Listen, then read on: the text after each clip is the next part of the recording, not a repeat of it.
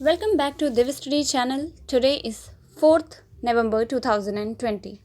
So let's start our video with the motivational quote of the day.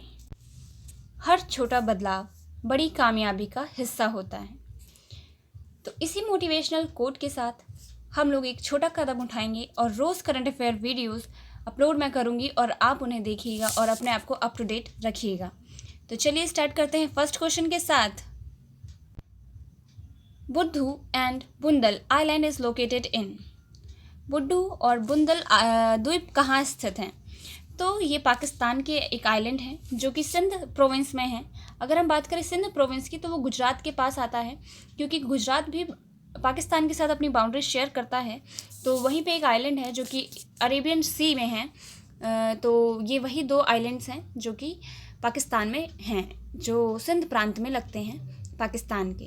अगर हम बात करें कि ये न्यूज़ में क्यों हैं या फिर हम इन्हें करंट अफेयर में क्यों पढ़ रहे हैं, वो इसलिए क्योंकि चाइना को ये देने जा रहा है पाकिस्तान। क्योंकि जैसे कि हम लोग जानते हैं चाइना की एक पॉलिसी है डेट ट्रैप, जिसमें वो लोगों पे कर्ज डाल देता है। अपना इन्वेस्टमेंट पहले वो उस पर्टिकुलर कंट्री में करता है और फिर अगर जब वो कंट्री उसको रीपे नहीं कर पाती है या फिर उसका पेमेंट नहीं कर पाती है उस इन्वेस्टमेंट पे, तो वो पर्टिकुलर एरिया जो उसने बनाया होता है, जहाँ पे उसने डेवलपमेंट किया होता है, उसे वो अपना एरिया कहने लगती है। कौन? चाइना एक ऐसी कंट्री है जो कि इसी तरह की पॉलिसी चलाती है।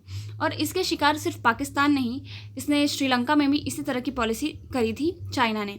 बांग्लादेश के साथ भी इसने ऐसी कोशिश की पर सक्सेसफुल नहीं हुआ। म्यांमार के साथ भी ऐसा ही करने की कोशिश की, बट ऐसा कुछ पॉसिबल नहीं हुआ। बट पाकिस्तान, क्योंकि पाकिस्तान और चाइना आपस में हमेशा साथ ही रहते हैं, तो पाकिस्तान इसका शिकार बन गया और अब उसे ये दो आइलैंड्स पाकिस्तान को चाइना को देना पड़ेगा। तो चलिए बात कर लेते हैं मैप के ज़रिए भी। तो ये है पाकिस्तान जो कि आपको दिख रहा होगा कलर्ड में है, और ये इंडिया है। और गुजरात वाला एरिया जो कि लग रहा होगा पाकिस्तान के साथ हम देख सकते हैं। और यहाँ पे है सिंध प्रांत और इसी में दो आइलैंड्स हैं जिसका नाम है बुंडल आइलैंड एंड बुड्डू आइलैंड, जो कि अब किसका हिस्सा माना जाएगा? चाइना का हिस्सा माना जाएगा। अगर हम बात करें तो अभी पाकिस्तान ने एक अनाउंसमेंट की थी। पाकिस्तान के जो प्राइम मिनिस्टर हैं उन्होंने कहा था कि गिलगिट और बल्टिस्तान वाला जो जम्मू कश्मीर का हिस्सा था उसे हम अब अपना क्षेत्र, उन्होंने पहले से 1947 में उन्होंने उसे अपना अवैध कब्जा वहाँ पे कर लिया था, जिसमें उन्होंने कहा है कि हम वहाँ पे वोटिंग कराएंगे और वो एक अलग स्टेट हमारा बन के रहेगा। तो इस पे इंडिया ने भी एक्शन लिया है और उन्हें बताया है कि आप ये गलत कर रहे हैं और ऐसा नहीं करिए वरना बुरे परिणाम हो सकते हैं। तो चलिए नेक्स्ट क्वेश्चन देखते हैं। John Magufuli reelected president of which country? So the answer will be Tanzania. Tanzania के दोबारा जो प्रेसिडेंट बने हैं वो कौन है? John Magufuli. तो ये तंजानिया के हैं। तो हम मैप में देख लेते हैं तंजानिया कहाँ है। तो ये एक अफ्रीकन कंट्री है जो कि इक्वेटर के साउथ में पड़ता है और इसके ईस्ट में इंडियन ओशियन है। अगर हम बात करें अटलांटिक ओशियन तो इसके वेस्ट में पड़ता है और ये एक अफ्रीकन कंट्री है। और अगर हम अफ्रीका की बात करें तो अफ्रीका ही एक ऐसा कंटिनेंट है जहाँ से तीनों लाइंस या फिर हम कह सकते हैं तीनों रेखा गुजरती हैं। Tropic of Cancer, equator and Tropic of Capricorn. So let's see the next question. Priyanka Radhakrishnan becomes first ever Indian origin minister in which country? So the answer is New Zealand. अगर हम बात करें New Zealand की तो New Zealand एक ऐसा देश बना है जहाँ पे मिनिस्टर्स वुमेन सबसे ज़्यादा हैं। वहाँ पे मिनिस्टरों की अगर हम बात करें तो मिनिस्टरों में जो महिलाएं हैं उन्होंने बढ़ चढ़कर हिस्सा लिया, जिसमें कि 2 भारतीय मूल की भी महिला शामिल हैं।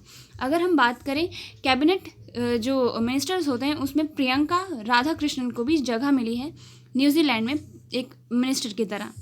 तो न्यूजीलैंड की कैपिटल अगर हम बात करें तो वॉलिंगटन, और वहाँ की जो क्या हैं प्राइम मिनिस्टर हैं वो हैं जैसिंडा अर्डन, जो कि खुद एक महिला हैं और वो बहुत ही प्रभावशाली महिला हैं और उन्होंने बहुत से काम न्यूजीलैंड में किए जो कि बहुत ही सराहनीय हैं। Next question. Which state has joined hands with Israeli Center of Excellence for Vegetable Protected Cultivation?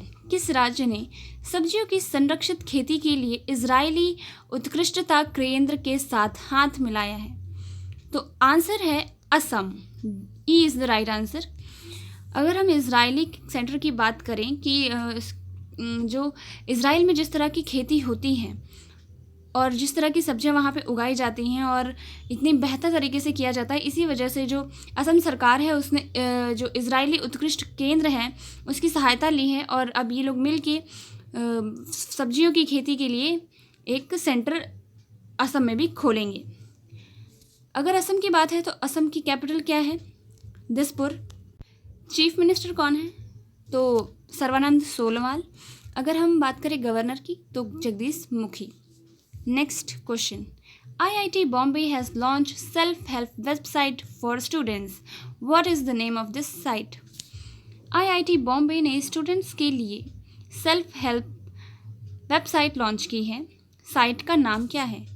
So the answer is B, बंधु। बंधु जो ऐप है वो लॉन्च किया गया है IIT बॉम्बे के द्वारा, जिसमें जो स्टूडेंट्स होंगे वो खुद अपनी काउंसलिंग करवा सकते हैं। वहाँ पे एक रेप्यूटेड डॉक्टर्स होंगे जो उन्हें काउंसल करेंगे और उनकी जितनी भी करियर को लेकर प्रॉब्लम्स होंगी या फिर उनकी जितनी भी मेंटल हेल्थ के रिलेटेड जो भी प्रॉब्लम होगी वो सब उनको उसके लिए काउंसलिंग करेंगे। कौन? डॉक्टर्स, जो कि IIT बॉम्बे ने एक वेबसाइट लॉन्च की है उसके थ्रू। नेक्स्ट क्वेश्चन, अगर हम बात करें राजस्थान की तो राजस्थान अभी दीपावली आने वाली है। दीपावली पे जो फायर क्रैकर्स होते हैं, जो कि पटाखे होते हैं, उन पे पूरी तरह से बैन कर दिया है कि राजस्थान में किसी भी तरह के पटाखे नहीं बिकेंगे। तो ये बात थी राजस्थान की। अगर हम राजस्थान की कैपिटल की बात करें तो क्या होगी? जयपुर। अगर हम राजस्थान के चीफ मिनिस्टर की बात करेंगे तो Ashok Gehlot. Next question, Mansar lake is located in which state और यूटी? मानसर झील किस राज्य यूटी में स्थित है? तो इसका आंसर होगा जम्मू एंड कश्मीर। मानसर झील जो कि जम्मू और कश्मीर में है, आप लोग जानते ही होंगे, क्योंकि जो जम्मू और कश्मीर वाला इलाका है वो हिमालयन इलाका है, हम लोग सब जानते ही हैं, क्योंकि वहाँ पे जो हिमालयन श्रृंखला है उससे बहुत ढेर सारी नदियाँ निकलती हैं और वहीं पे लेक्स का भी निर्माण होता है। तो जम्मू कश्मीर की अगर हम बात करें तो लेफ्टिनेंट गवर्नर कौन है? तो मनोज सिन्हा। अगर हम बात करें वहाँ के जो कैपिटल है वो क्या है? तो जम्मू कैपिटल होती है कब? विंटर में, और समर में Srinagar. Next question, Ezhuthachan Puraskaram award is given by which state in India? तो ये जो अवार्ड है जिसका नाम बहुत ही अजीब है, अजूथचन पुरस्कारम, तो ये केरल के थ्रू दिया जाता है। केरल राज्य इस पुरस्कार को देता है, तो इसका आंसर होगा सी।